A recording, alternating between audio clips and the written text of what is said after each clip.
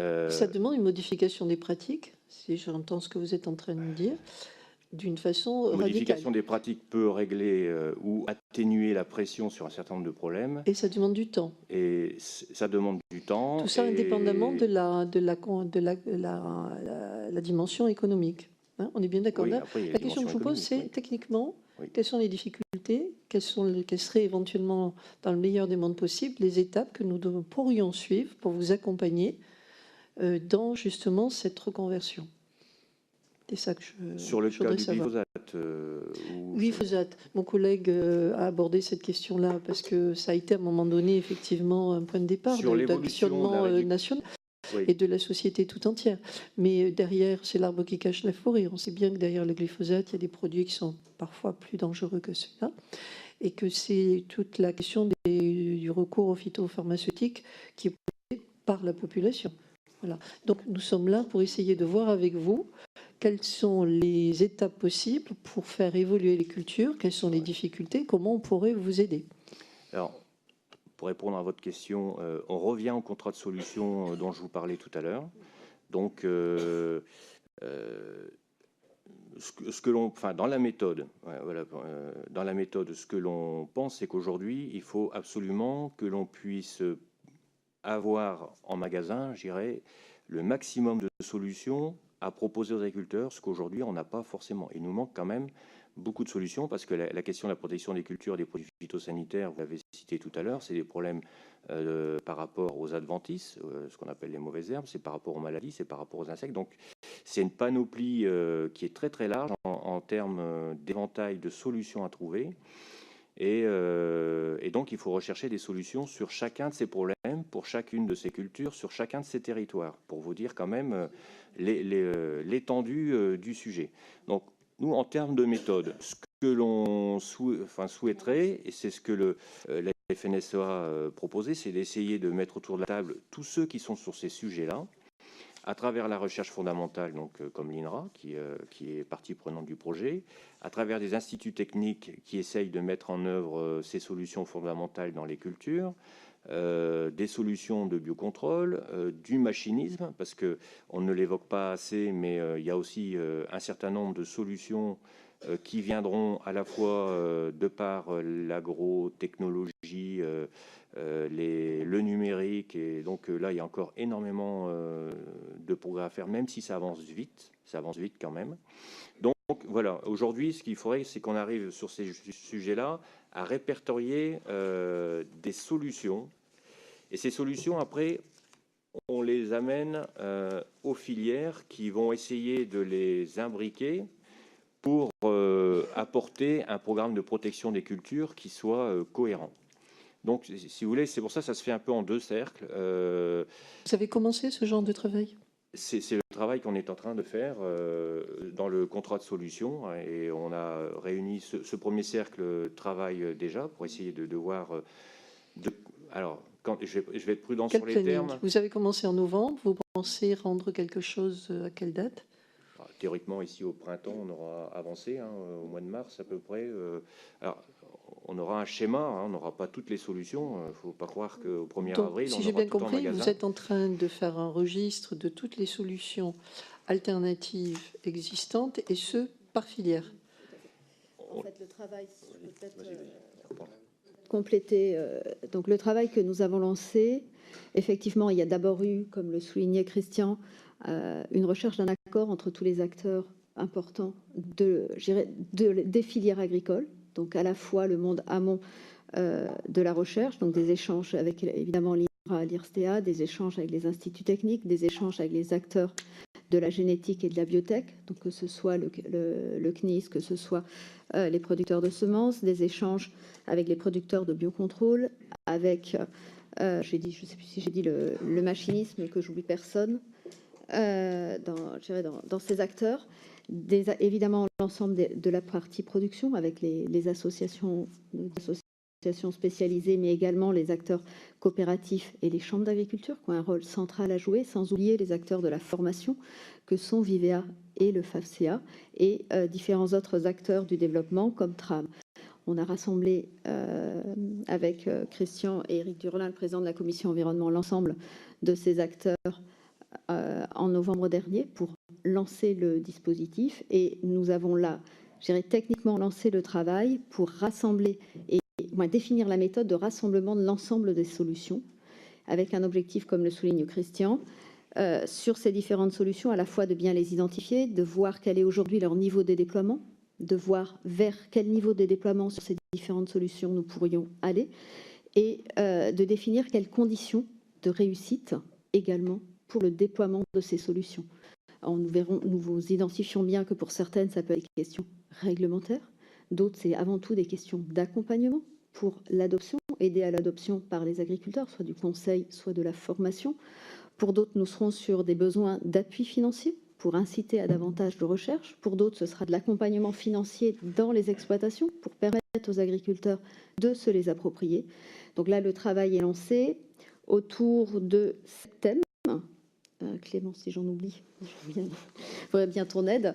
Donc le premier terme autour, ce que je vous disais tout à l'heure, tout ce qui est semences et biotechnologie. Le deuxième thème autour de la robotique et de l'agroéquipement. Le troisième sur le numérique. Sur le numérique, une forte place là aussi du numérique dans l'identification des solutions. Le quatrième, et c'est tout ce qui est amélioration des produits de la protection des plantes, avec en premier lieu les produits de biocontrôle, bien évidemment, mais il y a peut-être aussi des améliorations à apporter dans les produits de synthèse existants pour là aussi améliorer les profils, améliorer les formulations.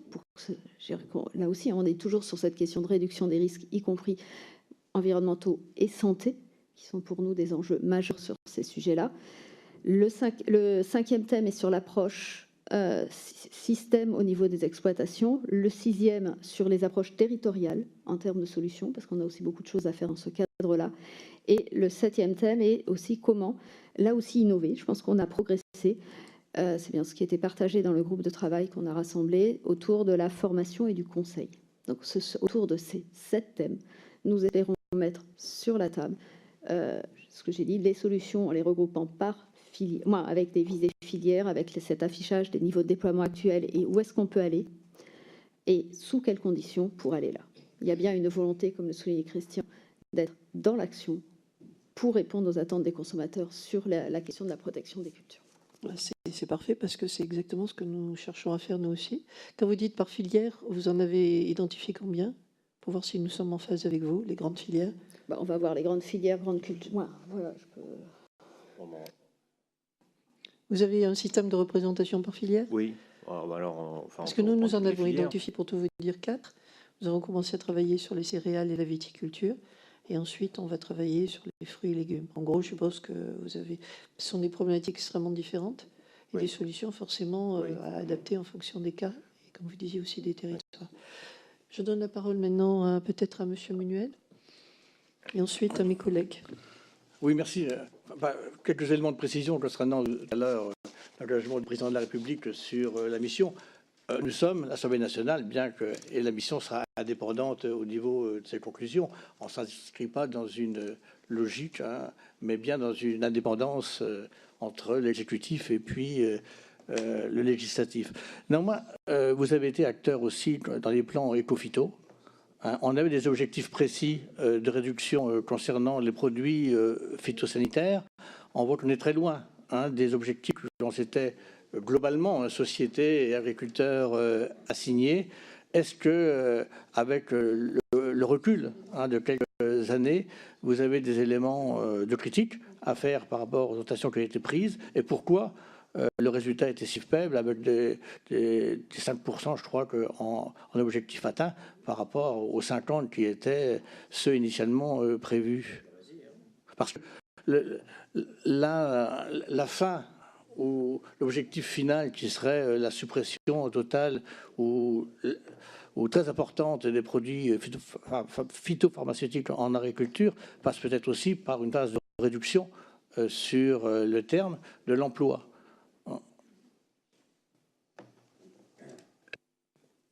Oui, pour répondre à la question, bien sûr, Ecofito, la FNSEA, la profession dans son ensemble, les parties prenantes et acteurs.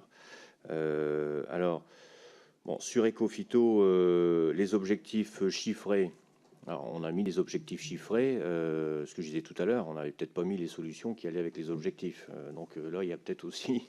C'est pour ça qu'on revient sur ce contrat de solution et qu'il faut absolument qu'on puisse avoir des solutions. Pour autant, je crois qu'il faut aussi qu'on reprécise les objectifs d'Ecofito. C'est de réduire les usages, les risques et les impacts. Alors j'insiste là-dessus parce que je pense qu'il y a la dimension quantité de produits utilisés qui était un élément, mais il y a aussi la réduction des risques, des impacts qui passe aussi par, enfin qui fait partie de l'enjeu d'Ecofito. Et on sait que sur un certain nombre de sujets, on peut améliorer la situation et que l'enjeu n'est pas simplement de réduire des quantités, parce que là, je pense que c'est un petit peu, je pense, des difficultés qu'on a sur analyser Ecofito, c'est qu'on mesure simplement des quantités. Or, on sait que ça ne fonctionne pas simplement comme ça. D'abord pour des raisons naturelles, parce que d'une année sur l'autre, vous pouvez avoir des conditions climatiques qui varient. Donc, en fonction de ces conditions, on est amené à intervenir plus ou moins fréquemment. La deuxième chose, bon, je vous avais évoqué le fait qu'on n'ait pas forcément les solutions. Un autre élément aussi, c'est que parfois des solutions disparaissent et on est obligé de les remplacer par pas une, mais d'autres solutions. D'ailleurs, on va voir le cas avec la disparition des néonicotinoïdes demain. Donc, il faudra qu'on trouve des alternatives aux néonicotinoïdes. Et je ne suis pas sûr qu'on verra une baisse de la quantité de substances actives parce que les solutions de remplacement aujourd'hui ne sont pas satisfaisantes en termes de quantité de produits utilisés. Donc, voilà, donc on a un peu cette difficulté-là, c'est qu'on a mis des objectifs chiffrés sans avoir les solutions, mais je crois qu'on avance quand même sur la notion de risque et d'impact et qu'il y a des choses... je crois que dans les grands chapitres, Ecofito permet d'analyser correctement la situation. Il y a quand même un volet sur la formation des agriculteurs à travers le Certifito, qui est quelque chose qui est positif et qu'il faut, à mon avis, conforter, peut-être même encore améliorer, parce qu'au fur et à mesure qu'on aura des solutions qui vont apparaître, il faut aussi que les agriculteurs soient formés à ces solutions. Donc, est-ce que ce sera dans le cadre d'Ecofito ou ailleurs? Je n'en sais rien, mais il y a une part de formation qui est importante. Il y a le BSV qui est une observation du territoire et des risques potentiels, qui est un outil très intéressant et très important pour que les agriculteurs puissent prendre la bonne décision au bon moment, sans excès et comme il faut. Il y a les réseaux d'expérimentation et les réseaux de vulgarisation qui sont aussi dans Ecofito. Enfin, voilà, il y a un certain nombre d'outils qui sont dans Ecofito, qui sont des outils satisfaisants dans leur conception, mais bon, qu'il faut certainement encore améliorer. Ça, c'est certainement quelque chose. Mais aujourd'hui, pour nous, le principal problème, c'est le manque de solutions pour y arriver. Donc, je crois que l'erreur qui a été faite dans Ecofito, c'est de mettre des objectifs chiffrés avec des calendriers sans avoir les solutions à proposer. Pour nous, c'est là qu'il y a eu le principal problème. Nous partageons votre diagnostic, et c'est pour ça que nous y prenons différemment. Une petite question avant de donner la parole à mes collègues. Quel pourcentage d'agriculteurs à la FNSEA qui sont entrés dans le dispositif des fermes défis? Première question, et parce qu'on n'a pas, il nous manque quelques chiffres dans la présentation générale. C'était le pourcentage d'agriculteurs qui sont déjà dans des démarches bio ou apparentées, et combien sont en agriculture conventionnelle? Sur les fermes engagées défis. Dans défis, parce que vous avez parlé du plan Ecofito, il y avait aussi les fermes défis. Alors, il y a ce qui est identifié. Bon, on est sur l'objectif des 30 000. De toute façon, on travaille actuellement pour atteindre cet objectif-là. Vous êtes toujours dans cette dynamique. Vous me confirmez que... Alors ça, c'est l'objectif qui est identifié au niveau d'Ecofito. Très honnêtement, sur le terrain, c'est pas une diffusion comme ça, 3 000, 30 000. Il y a les réseaux de développement dans leur globalité qui communiquent beaucoup sur les nouvelles solutions, sur les façons d'évoluer dans ces techniques de production. Et tout le travail des groupes de développement dans les chambres, des CETA, éventuellement dans les CUMA, enfin, tous ces réseaux-là travaillent actuellement dans cette orientation-là. Et moi, je dirais que globalement, énormément d'agriculteurs ont l'information des évolutions. Après, il y a la maîtrise des techniques, leur mise au point. Parce que je vous disais, aujourd'hui, il nous manque quand même pas mal de choses. Il y a la formation des agriculteurs qu'il faut aussi arriver à améliorer. Alors donc, pour vous répondre aux objectifs chiffrés, pour nous, les 30 000, ils seront identifiés. Je crois qu'on va y arriver. Mais l'objectif, c'est pas 30 000. Pour nous, c'est une évolution de la globalité de l'agriculture vers ces nouvelles solutions. De toute façon, à partir du moment où on travaillera avec des filières, avec ces choses-là, donc on va avoir une diffusion qui sera plus large. C'est pour ça que c'est important d'impliquer l'aval dans cette réflexion-là pour que les agriculteurs ne soient pas tout seuls à porter cette problématique-là. On a bien compris. Alors, Monsieur Herth.